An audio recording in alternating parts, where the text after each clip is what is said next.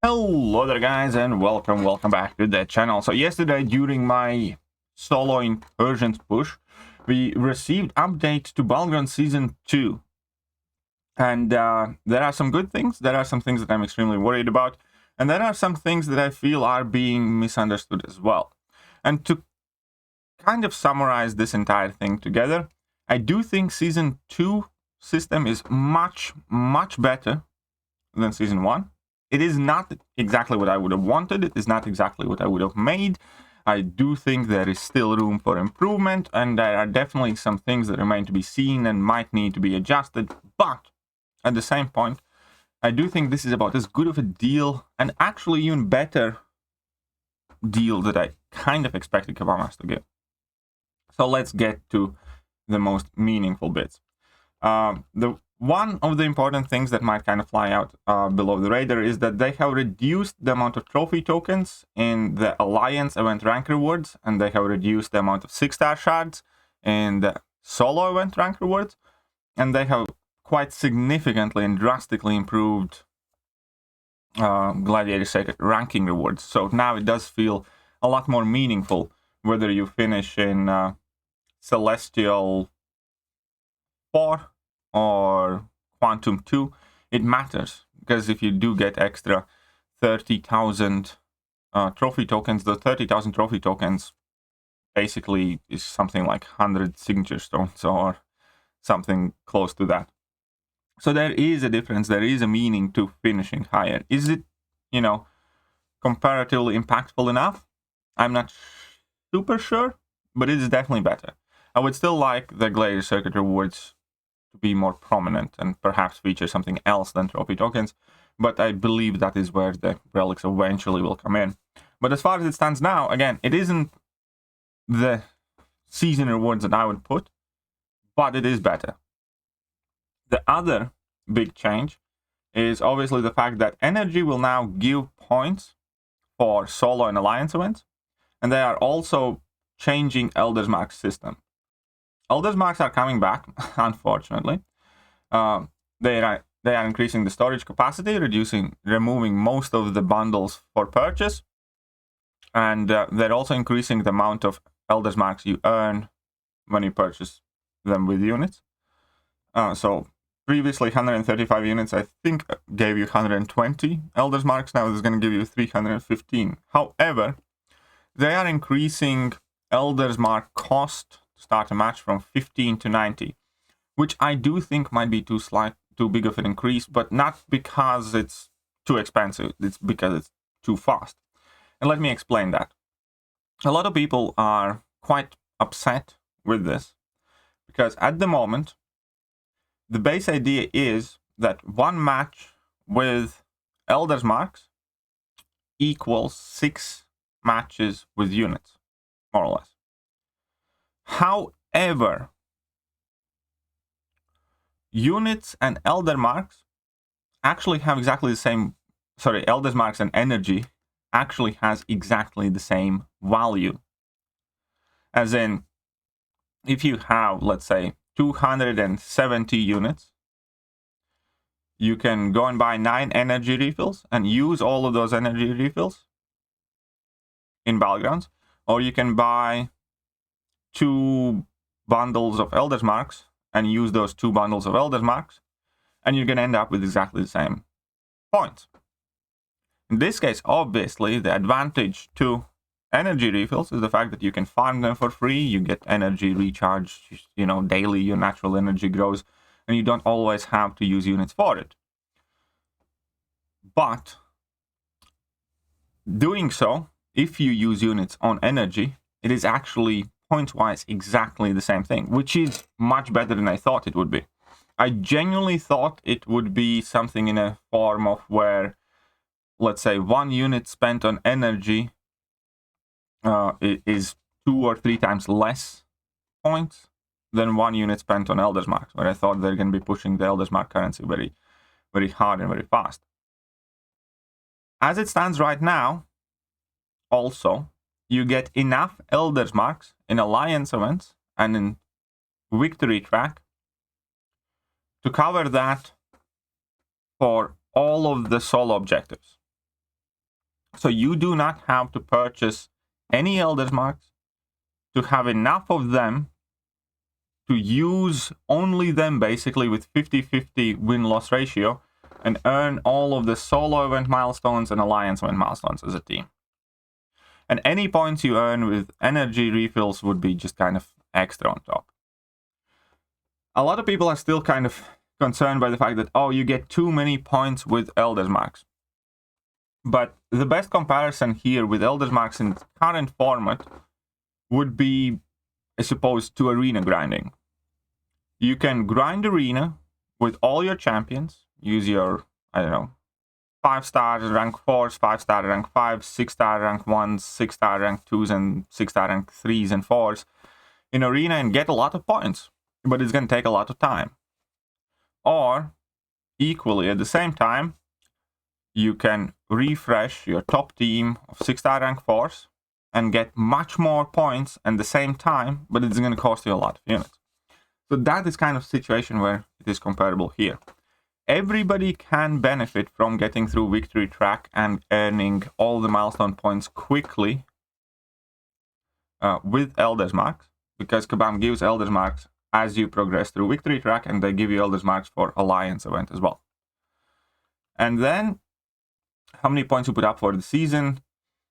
Again, it's on you. You can play a ton of matches with energy, or you can play less matches with Elder's Marks, but unit-wise, they cost the same if you are assuming that you buy the energy refills. Additionally, let's say starting week 2, when you have used your energy refills and stuff like that, it is kind of important distinction here where if you have, let's say, 30 units or 135 units or whatever, you can buy an energy refill and play 6 or 7 matches and enjoy yourself playing, or, you know, whatever, and end up with the same amount of points as you would do with playing, let's say, 1 match, but spending the same amount of units on Elder's Marks. So in this kind of context is, you need to look at it whether how many matches you get to play or have to play, in terms of how many matches you get to play if you want to play Battlegrounds as much as you can, or how many matches you have to play, let's say, in order to get the amount of points that you are aiming for. So it's kind of like two very different perspectives. Will you be driven by desire to play and enjoy playing as much as possible, or you will be driven by desire to get as many points as quickly as possible?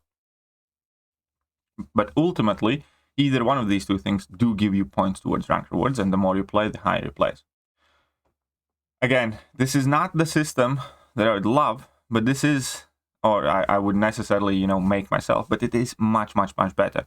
Because right now, it is quite similar to Arena, where we all, you know, when we think of Battlegrounds system setup, we all would like to imagine that as long as I keep playing, I'm going to score quite highly. But is it like that with Arena? As long as you keep grinding, you're going to grind and get that champion? No. The people who, you know, are going to not sleep for X amount of days, play all day from morning to evening, and refresh their champions are typically the ones that, you know, get the desired featured 6-star champion. And it's gonna be similar situation here with Battlegrounds. You do not have to buy a single Elder's Mark in order to rank relatively highly now. You will not get your top 50 spot or top 100 spot, but you will get decently good rank rewards. If you take a solo event, I'd suspect, you know, if you don't buy any Elder's Marks, you can still rank in somewhere in 200th place, maybe 500th place, something like that. Get quite good rewards, maybe not the Awakening Gem. For Awakening Gem, you'd probably have to get some Elder's Marks and boost up your points. Just like you would in Arena, where if you grind for a 6-star champion, you're probably going to have to refresh your champions. We'll see where that ends up. But ultimately, if you just play Battlegrounds with energy, I can still promise you this is much better, because previously it didn't matter at all because you get 0 points for energy. Now at least they do contribute, and also you do cover all the milestones. Previously you only could get about 1/3 of the milestones for the 3 Elder's Marks. Now you get all of them. And you get points for energy, so you can contribute towards that and rank rewards with everything else. I do think it's a bit of a messaging problem. I don't think Kabam quite solved this the right way. But the principle to kind of remember here is that unit per unit, they actually made energy equal to Elder's Marks. Or points. The difference here is speed. You can, again, view Elder's Marks as a nitro boost item in a Mario Kart or something. They gave enough nitro boost items for everybody to kind of finish the initial lap and be nitro boosted all the time. But then for the rest of the race, it's up to you to decide how you're going to get there. Obviously, if somebody's going to be nitro boosting all the time, you're not going to catch it. You don't have to nitro boost, and you can still finish at a relatively good placement. I hope that example kind of makes sense. That being said, I do think that Kabam might have overdone it with the speed. I do think that at the moment, as Kabam has set these events up, basically 1 match with Elder's Marks equals 6 matches with energy refills, but also you have 6 times the increased cost, comparatively speaking, to 90 Elder's Marks. I think they should have toned this down to 60, to 4 times, and also 4 times the amount of points. I think that would be much more easier to stomach than 6. 6 seems quite fast, but we'll see how it works out. It's too big of a speed bump. Again, units-wise, for instance, again, if you do not have energy, it's virtually exactly the same thing. Every unit you spend on energy is exactly as valuable as every unit you would spend on Elder's Marks. Question is how much you get to play or have to play. As in, how many matches you get to play for, let's say, 30 units. And if you just want to play as much as possible, then obviously the best choice is enter matches with energy. Or how many points you get, or how many matches you have to do to get X amount of points. In which case, it's better to do Elder's Marks, and you're going to get there faster. But you're going to be able to play less matches, so to speak. So, again, I don't think this is perfect. I don't think this is amazing or insanely great. I do think this is much, much better than Season 1. And I do think this is something that is about as good of a deal as we could have gotten. Maybe, again, with the change from 90 to 60, possibly, and then point change instead of 6 times the amount of points with Elder's Marks to 4 times the amount of points. I think slowing that down a bit would have been the safer play. Last thing that I'm going to talk in this video, and I'm going to make a separate video, or couple separate videos for this, going to be Season 2 buffs. And several of them are very bad. In fact, specifically for one of the weeks, I will kind of petition, campaign, or make a video to be adjusted. Because I do not think that whoever made it understands how impossible it's going to be. Or how frustrating it's going to be.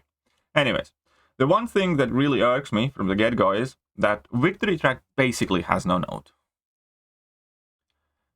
And that is going to have more impact than initially seems, because Victory Track is the node that we get to play our friendlies with and get to do our tournaments with.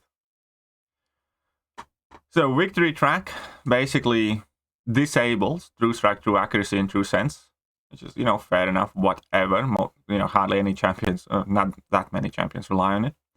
Then also, each time the defender successfully evades an attack, inflict a disorient debuff reducing their defensive ability, blah, blah, blah.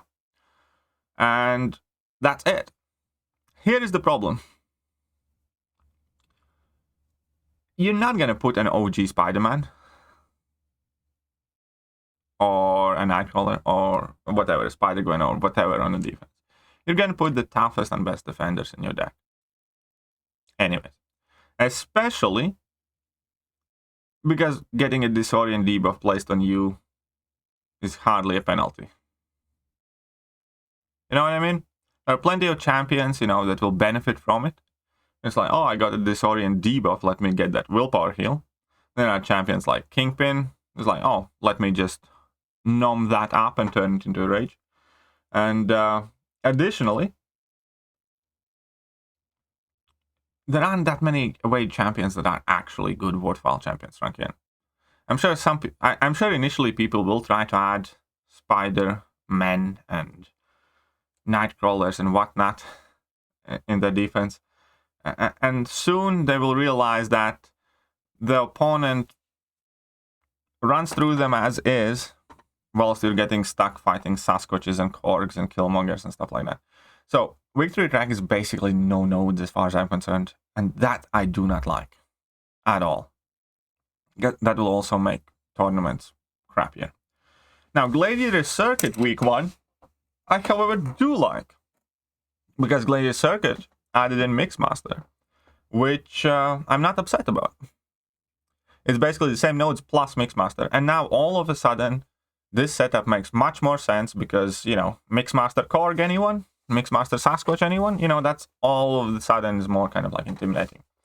I think this maybe remove Dizzy and True Lies and just add the Mixmaster or something like that.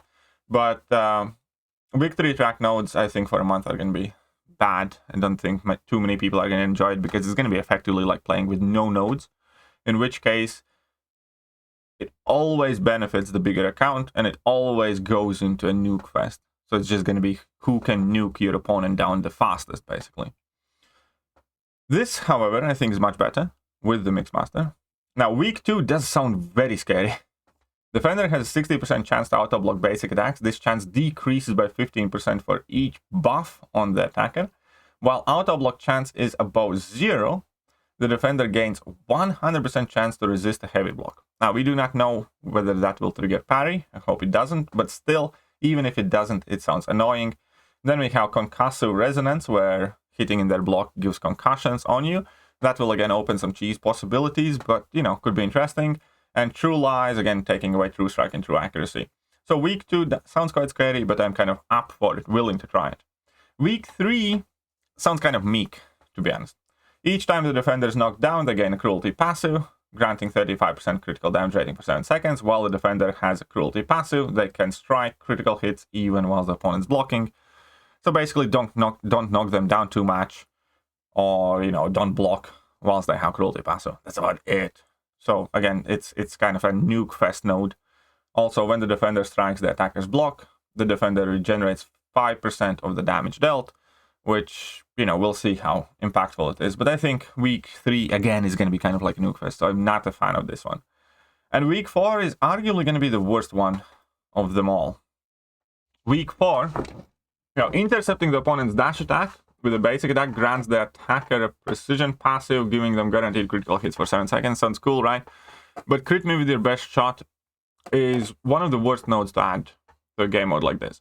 Because crit me with your best shot takes away all damage over time effects, all direct damage, all burst damage, basically everything that isn't a yellow number. Which also overpowers a very specific set of defenders. Obvious, you know, options are Ebony Maw, guaranteed critical hits are gonna miss. So you're gonna need a champion with a lot of crits, but not guaranteed crits against Ebony Maw, or a Science champion. Then there are gonna be champions like Nova, who takes 70% less damage against guaranteed critical hits. There are gonna be champions like Mr. Sinister, who's gonna regenerate, so he's gonna have to be heal blocked. But most importantly, you're gonna have Sasquatch and Man-Thing and whatnot on these lanes. And at its best case, at its best optimal scenario, crit me with your best shot is a node that doesn't benefit your damage, but, you know, probably slightly reduces it.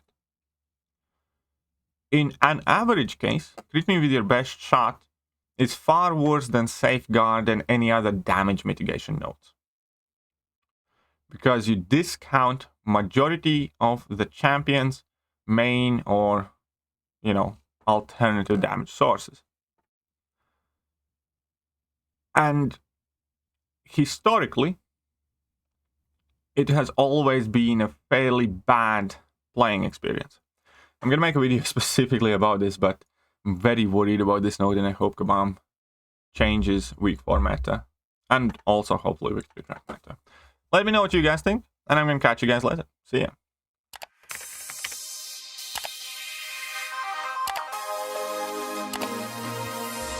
Hello there guys, and welcome back to the channel. So we have all the information about the